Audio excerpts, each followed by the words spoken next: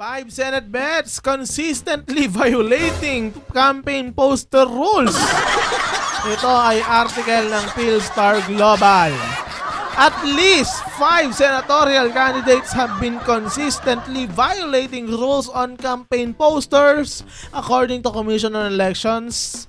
Kailan ito pinost? Noong February 13. So, noong February 12. Sabi naman. Puro kayo salita! Wala kayong mga kung ano-ano! Kaya tumaisa! Wala namang na di-disqualify dahil sa mga malalaking poster! Ano sabi ni George Garcia? There are 5 senatorial candidates who are consistently violating rules in each region. They do not follow rules on poster size, where to post, and what environment-friendly materials they can use. Wala namang yung ginagawa ko! Paano magtitigil yung mga yan? Wala namang yan!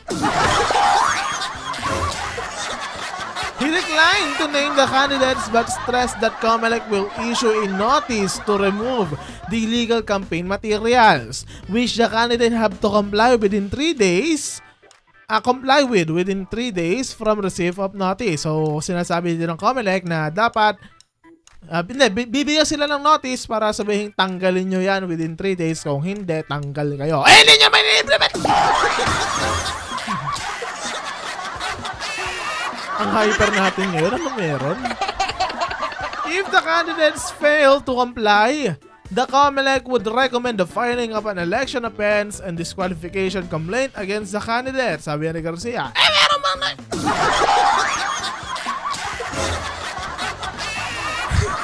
Hyper, gusto. Every day, he said, the COMELEC is monitoring compliance with campaign rules. Binabantayan daw araw-araw. However, Garcia said the COMELEC cannot remove all the illegal posters. Thus, they are directing the candidates to voluntarily take them down.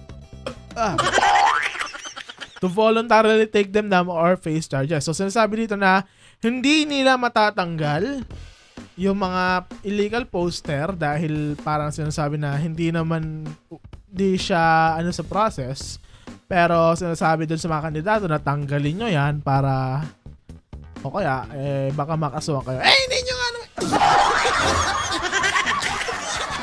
Despite serving for years, President Marcos bailiwick of Ilocos, newly appointed COMELEC Commissioner Noli Rafol Pipo assured the public of impartiality. So, sa mga nagtatanong, what is impartiality? Impartiality is a principle of justice holding that decisions should be based on objective criteria rather than on the basis of bias, prejudice, or preferring the benefit of one person over another for improper reasons. Thus, impartiality.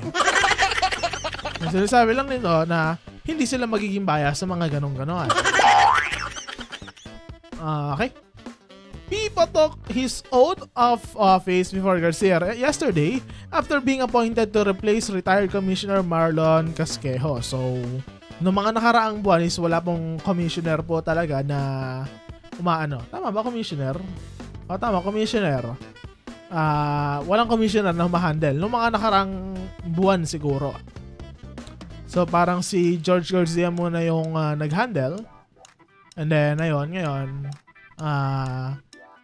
inappoint na si Noli Rafol Pipo bilang COMELEC Commissioner. Pipo served as Provincial Election Supervisor of Ilocos Norte when Marcos was the governor. So, meron siyang affiliation. Hindi naman affiliation, pero more on parang naging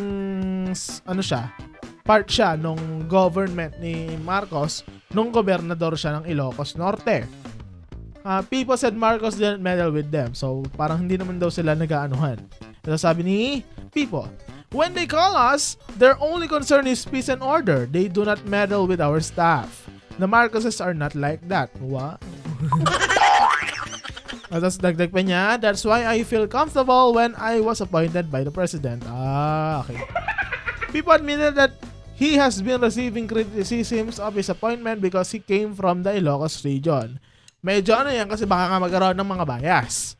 However, he said he will respect the decision of the Commission of Appointments and he will answer questions based on his long experience in the field. To her critics, newly appointed Paul Commissioner Norina Kasingal said she only complied with the process and the law in coming out with the decision as director of the legal department. Garcia said the present COMELEC has been proven capable of doing their job without partiality even if most of their members are appointees of the president. Garcia gave assurance that the 7 members of commission shall be loyal to the country and the Constitution. So dapat hindi loyal sa politiko. Kasi baka may messi ka na naman! COMELEC yesterday also maintained that the results of the 2025 midterm cannot be manipulated. Ay, yung mga ethnic! Garcia said they have received reports that unscrupulous individuals and groups have been offering victory to candidates by using invisible shade on printed ballots. Ayun, may mga nangungupal na. Alam, sabi ni Garcia, it means that there is a cuticle remover on the ballots. That will never happen. That is impossible. So parang sinasabi niya na hindi mangyayari dahil hindi naman kayang basahin niya ng machine. He said offers of poll victory to candidates are not new schemes and those syndicates have long been operating in various parts of the country. Commissioner Amy Ferolino urged candidates receiving offers of victory in the elections to come out and file complaints in reaction to the arrest of information technology specialists who are guaranteeing victory for local candidates in exchange for 90 million. So, biroin mo 90 million yung presyo para daw manalo. Anyari? Pero sasabi nila na hindi mangyayari yon. Malupiton, maging commissioner ka nga. She stressed that only the people's vote can make a candidate win and that the automated counting machines to be used by the COMELEC are 99% accurate. So parang safeguard lang yun. Hindi siya ganun meron pa rin time na mag-fail siya. Pero maliit lang daw ang chance. So sa 99% na yan, kung 1 million yung 1 million yung mga balota yung mga machine, 1,000 doon fail. Charing sana. Diba? Fair election, Lord. Please, diba? The Civil Service Commission has reminded all government agencies to adhere to the existing ban on promotion, hiring, and movement of personnel during the entire election period. Hindi ko na alam kung ano ibig sabihin yun.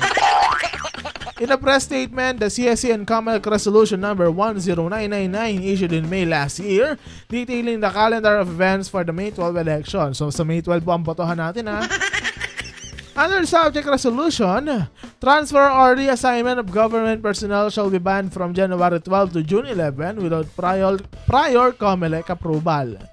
So, wala mo nang palitan ng mga tauhan ng gobyerno sa period na yun. Sa election period, hindi, di pa election period. This week lang yun So, before pa na election period, hanggang June 11. Napapagod tayo doon. Meanwhile, the hiring and promotion of personnel, including the creation of filing up of new positions and grant of salary increase or privileges, shall be suspended from March 28 to May 11. So, pagdagdag naman ng mga bagong posisyon at pagbigay ng mataas dagdag sahod ay hinto muna din daw. At sabi ng CSC, the exceptions apply only for essential roles requiring COMELEC authorization. Okay? Malapit na tayo. Kasi iba ng topic na to The Commission also said appointments made by outgoing officials post-elections or until June 30 are considered invalid unless compliant with legal conditions. So, doon sabi ng CSC, pagbabanta. Ano ba yung warrant? Pagbabanta. Violations may result in voided appointments or election offense charges. Yun yan. The CSC had earlier issued a separate reminder for for all government employees to refrain from engaging in partisan political activities amid the upcoming elections. Ito ang sabi ng CSC, no officer or employee in the civil service as well as any member of the military shall engage directly or indirectly in any electioneering or partisan political activity except to vote. National Police Commission's Rafael Vicente Calinisan yesterday also reminded police officers that they are prohibited from engaging in electioneering or any partisan political activity whether directly or indirectly. Ito ang sabi niya. The PNP must remain politically neutral and should not campaign for or against a political candidate. So, dahil nga ikaw ay isang bob. Sorry. Dahil nga ikaw ay kawani ng kapulisan, dapat neutral ka. Parang ganun din ata sa mga teacher. Kung di ako nagkakamali. May batas na ganun. Ayun. Pero parang hindi din naman nasusunod minsan eh. So dapat talaga maghigpit para fair. Eh, ang problema. Among the activities where police officers are prohibited are posting political content in their social media accounts and soliciting support for any political activity. Buti na lang hindi ako police. Kalinisan warned PNP members they will be penalized if they are caught engaging in partisan politics. While police officers have rights to freedom of expressions as guaranteed under the 1987 Constitution, the NAPOLCOM Commissioner stressed that these rights are limited by their obligation to maintain neutrality and avoid actions that could undermine the public's perceptions that they are impartial. With the first day of the campaign period relatively peaceful, the PNP urged candidates, their supporters, and the public to do their part in upholding peace, order, and the rule of law. So dapat daw, wag nyo kaming gayahin. A total of 846 people have been arrested for violating the gun ban. Oh, may gun ban po ha, wag kayong kanigan. A majority of whom are civilians, including 4 foreigners. Meanwhile, at least 841 firearms and explosives were seized by police officers at security checkpoints and other law enforcement operations. So ano masasabi niyo sa pagbabiolate? O, di ba nawala tayo? Yun yung usapan natin, violation ng 5 senatorial candidates eh. Sa palakihan sila ng poster eh. Ano masasabi niyo na mga kaibigan? Comment down below.